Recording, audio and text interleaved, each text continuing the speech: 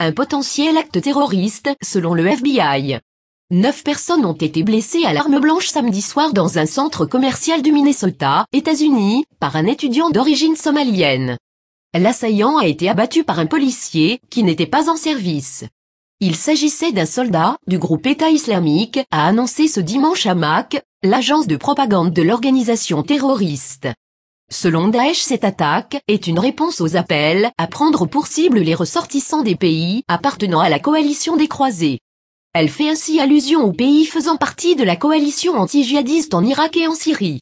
Circonstances floues, aucune preuve ne suggérait jusqu'à présent de lien entre cette attaque dans le Minnesota et une bombe qui a explosé samedi soir à New York, faisant 29 blessés.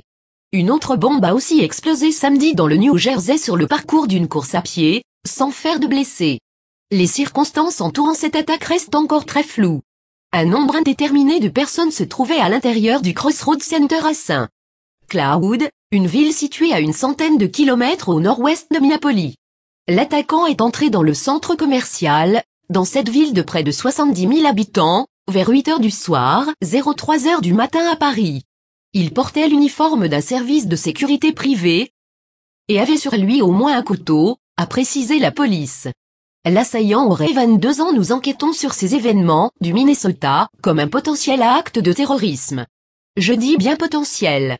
Il y a encore beaucoup de choses qu'on ne sait pas pour le moment, si le suspect était en contact ou a été inspiré par une organisation terroriste étrangère, a commenté dimanche soir l'agent Rick Thornton du FBI. De 21, élu à la Chambre des représentants et président de la commission parlementaire, qui surveille les activités du renseignement américain, s'est montré moins prudent. Les États-Unis ont subi des attaques terroristes à New York, dans le New Jersey et dans le Minnesota hier.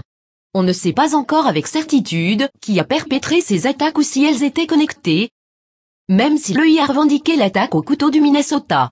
L'homme a été identifié, mais n'était connu de la police que pour des infractions mineures au code de la route.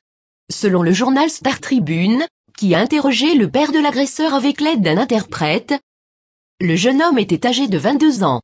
Né en Afrique, il a vécu aux États-Unis ces 15 dernières années. Il a fait référence à Allah. L'attaquant a fait des références à Allah, avait déclaré Blair Anderson, le chef de la police de St. Cloud.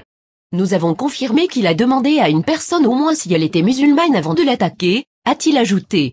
L'agresseur a été abattu par un policier qui n'était pas en service. Blair Anderson avait souligné dans la matinée, en France, que l'enquête était toujours en cours alors que plusieurs blessés ont été conduits à l'hôpital, selon la police.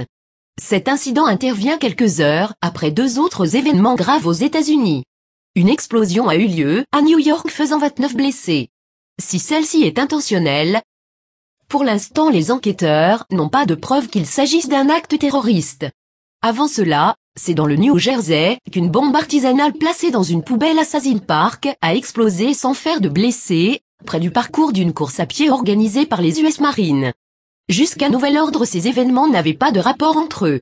Regardez d'autres vidéos sur site, video.sinclair.net.